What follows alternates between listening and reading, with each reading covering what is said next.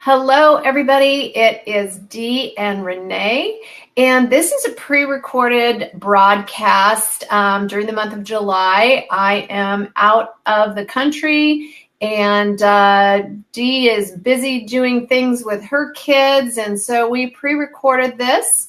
And it is going to be about pickles today. So Dee is a pickler, and she loves to ferment different vegetables. And so she is going to be talking to us today about how to do that and incorporate it in a lot of our meals and give us some probiotics there.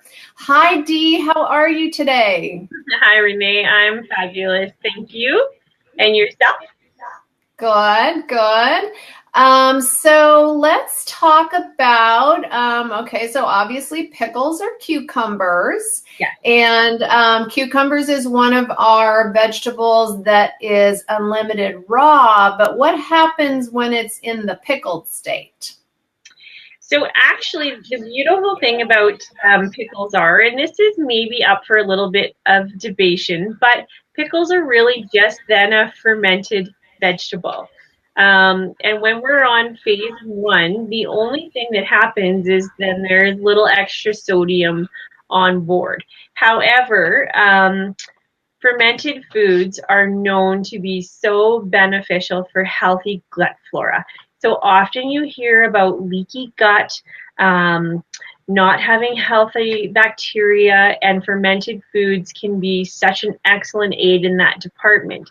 So pickles are gut flora friendly. And on that note, when you have an unhealthy or leaky gut or poor gut flora, it also goes hand in hand with cravings for sugar and those simple carbohydrates that really aren't good for us, and they actually stop us from our digestion and our gut function from happening properly.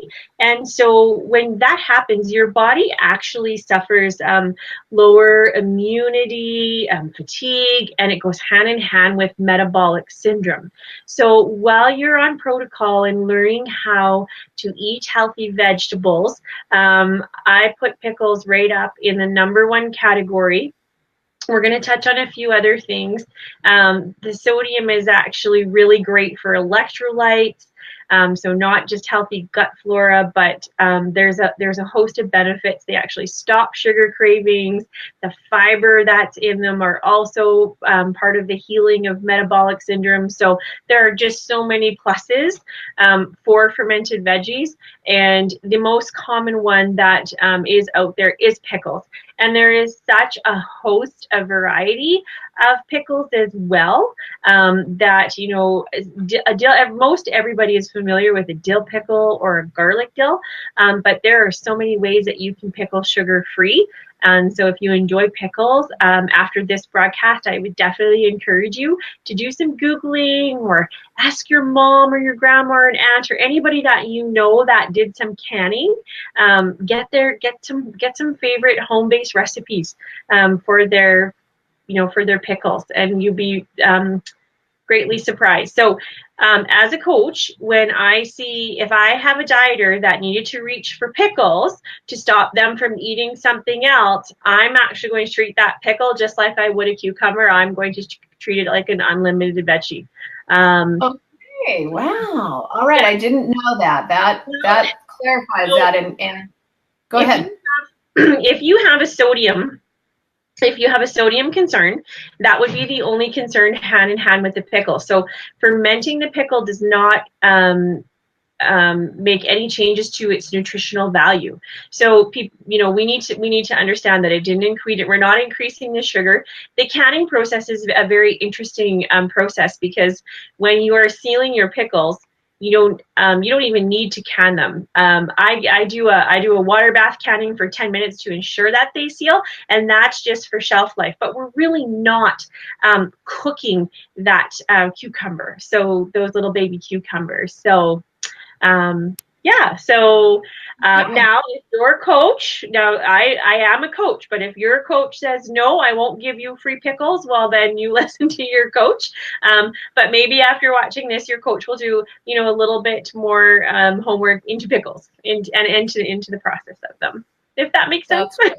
Yeah. Yeah, it does make sense. And honestly, I actually have encountered leaky gut and have been in the process of healing that for about 4 years. I got a really, I got my gut flora all messed up and through a bunch of series of antibiotics and ended up with not only leaky gut, but then I ended up with mercury poisoning because the leaky gut was allowing I ate a large amount of fish, and fish carries mercury.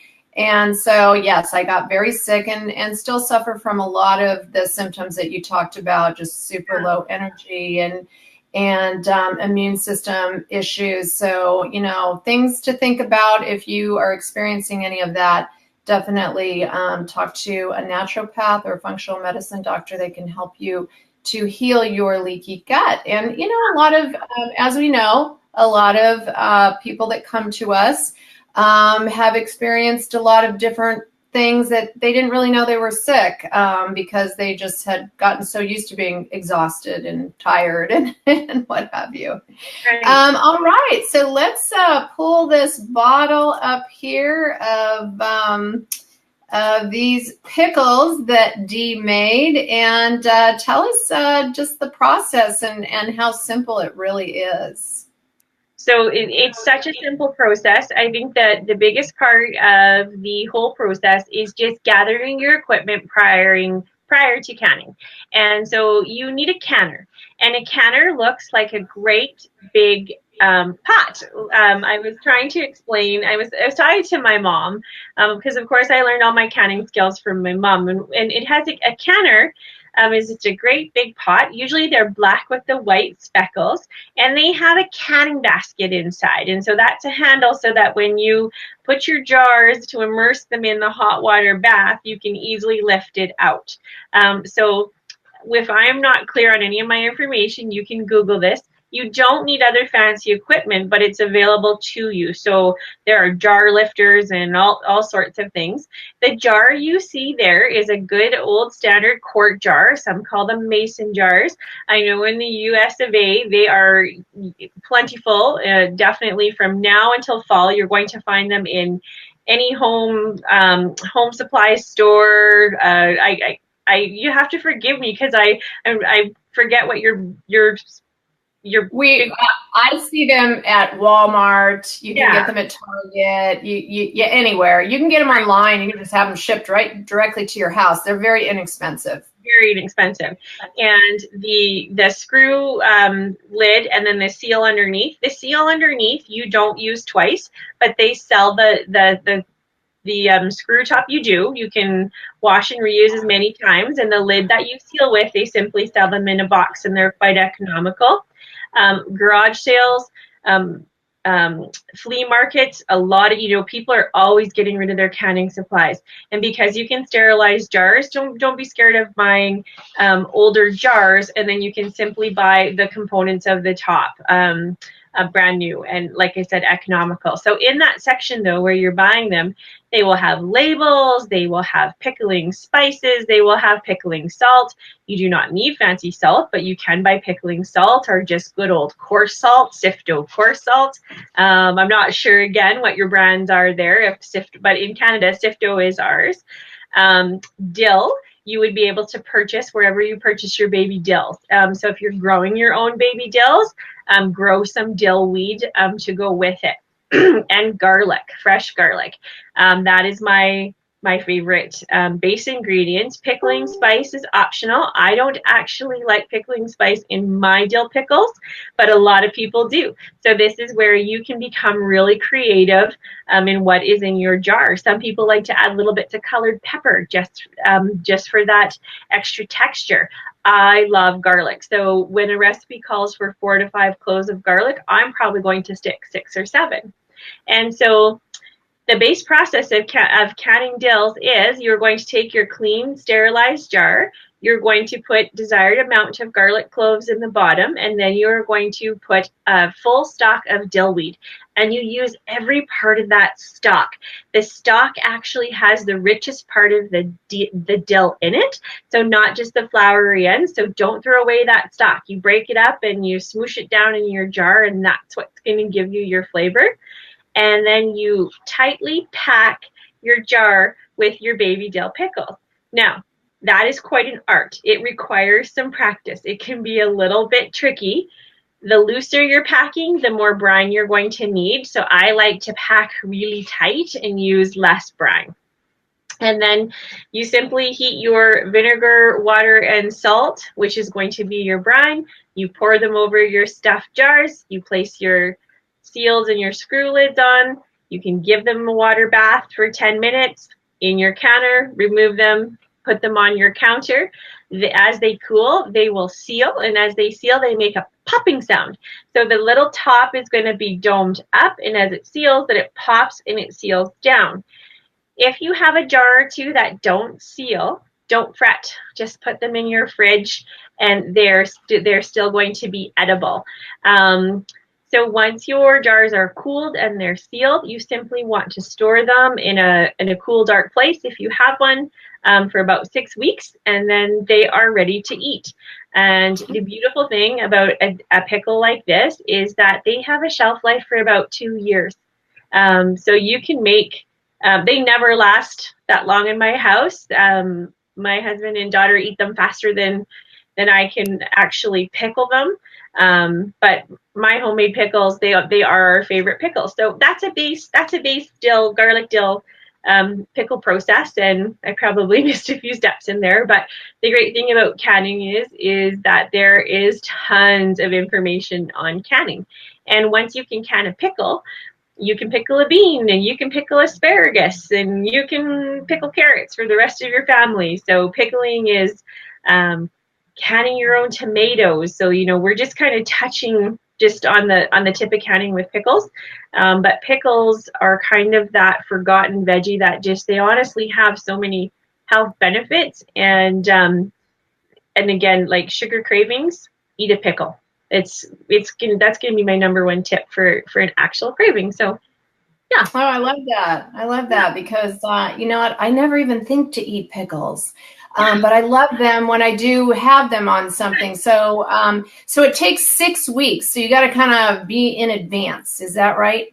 Well, so for these ones, for this particular dill pickle, because it takes that long for your dill to infuse and crisp up, that salt's going to crisp up these pickles. But there are all types of pickles that don't require 6 weeks, and most of them are called refrigerator pickles.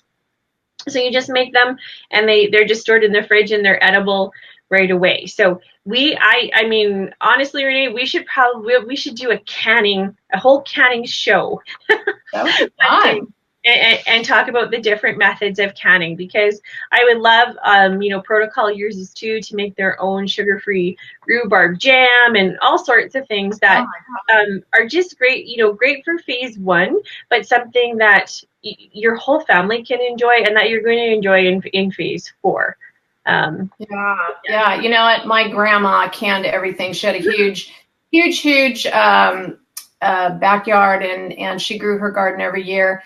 But it's an art that, as we have become city people, we forget about. And, I know that it isn't that hard. It's very simple. And you can have your own fresh veggies all year long. So that's such a great tip. All right. So if you are watching this show, and you're going to be watching in the replay because we are pre-recorded today, but all you have to do is type in the word recipe, and your Facebook Messenger is automatically going to send you all of these recipes that we're talking about today and how to can your pickles. Yeah. So, all right. So our next, Dee's created all these recipes from her pickles and also some of the Ideal Protein products. So this is Pickle Soup. So tell us about Pickle Soup. So this pickle soup is actually not my own original creation. This is Melissa Hozak. So most of you are familiar with Melissa. So she is pharmacist owner of Red Cliff Farm to Save, where I am a coach and where I work creating these recipes. And we call this Ira's Dill Pickle Soup. So Melissa's kids are right on board in preparing healthy meals with her, and they like to create too. So her son Ira wanted to make his own version of dill pickle soup because they had seen it being advertised. And so Ira actually came up with his version. And so then I made Ira's version and I said, well, you get a passing grade. So I'm going to post your soup and I'm going to call it Ira's Dill Pickle Soup. So I love it. yeah. So what's in here? So actually, I have to cheat and bring up my graphic because on Ira's recipe at the bottom, he tells you about the different spices and vegetables that you can make in there or use it. And so every time I make dill pickle soup, it's never the same. And that is the beautiful thing about something like dill pickles. So the creamy base comes from your plain chicken soup. So not the chicken noodle, but the plain chicken soup. It has a creamy base and it's excellent for building your own soup flavors. And of course, dill pickles. I love celery and onions in mine, but I can what did Ira put in his original one? Did I write it there? Oh, sorry. I don't have it pulled up either. You know what? If you want this recipe for the pickles, you're going to have to type in the word recipe because Dee and I don't have our recipes in front of us today. I'm failing you. I made Ira's original version and it was really good, but I have to be honest with you, I've never actually looked back at Ira's original version because I just throw whatever I have with the pickles and that base chicken. I love the chicken soup, the Ideal Protein plain chicken soup. I use that all the time also. I'll just drink it in the evening time or I'll add it to things. Okay, I've got the recipe up here. It has some pickle juice that you've made yourself. So remember, a lot of pickles have sugar in them, so be very careful. It's got green onions. It has sliced dill pickles in it. It has some curry powder, minced garlic, herb and garlic, seasoning, olive oil. And then he says, you can also add things like some more curry, some chili, some jalapenos, and some other vegetables. So that's what Ira has to say. How old is Ira? How old is he? He's like, what, 12 or something? I think he's 11 turning 12. Oh, he's gonna be an up and coming chef. I love curry. I could eat everything Indian all the time. So anything that has curry in it, I'm very happy. All right, so moving on. And again, if you want these recipes, all you have to do is type in the word recipe, and your Facebook Messenger is going to send it to you. So next up is Pickle Boats, which look really different and creative. What's going on here? So actually, on all sorts of low-carb keto sites, they show Pickle Boats. And what a simple, easy, delicious way to enjoy your select veggies, or if you're looking for that extra snack.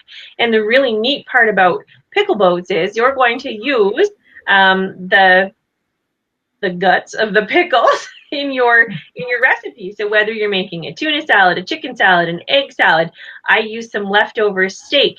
You mix it all together and you just stuff your pickle boats back in. So think about potlucks, summer partying, when you need those extra snacks, when you're stuck on snacking ideas. And we're going to touch on another recipe where you see that's egg salad. That's dill pickle egg salad stuffed in the dill pickle. And it is so delicious. And that recipe actually makes enough filling that you're going to fill your eggs and you would still have some left over. And so that's where I just actually filled the pickles with.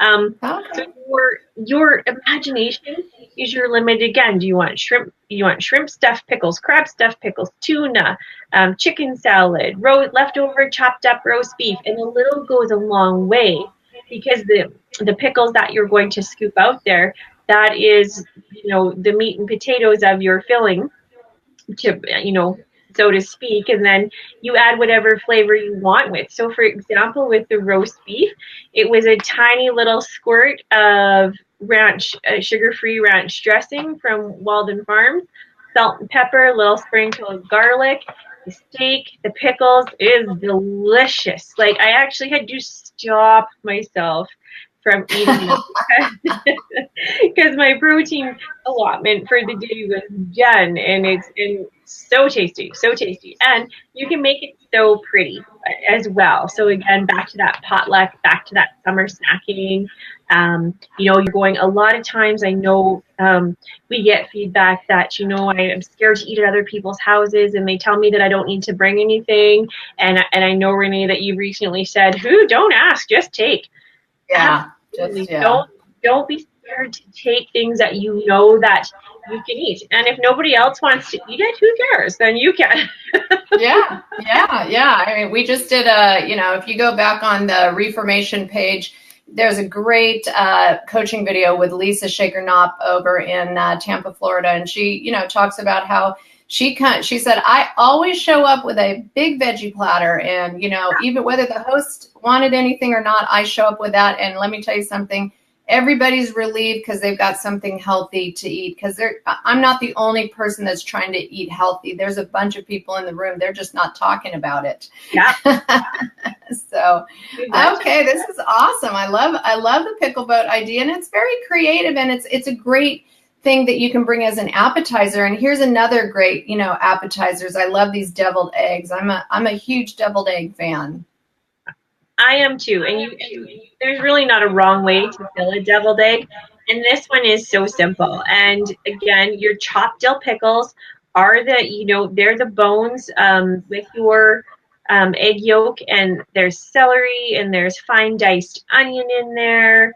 And you can use this particular batch. I liked to use a little bit of the Walden Farms onion dip, just kind of in that crisp onion, and a little goes a long way, because your yolks are really what makes that creamy. So you don't need a lot of extra.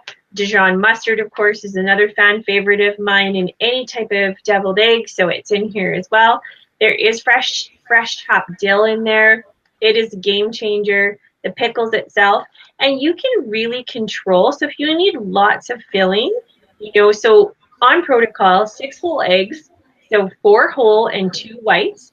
So boil up 6 eggs, feed 2 extra yolks to somebody else, or your puppy, or the carburetor. I don't care what you do with them, but use your 4 whole yolks, and then design your filling around your needs. So I guarantee you, a recipe like this, like I said earlier, it's going to fill those 12 halves, no problem, and you're going to have extra.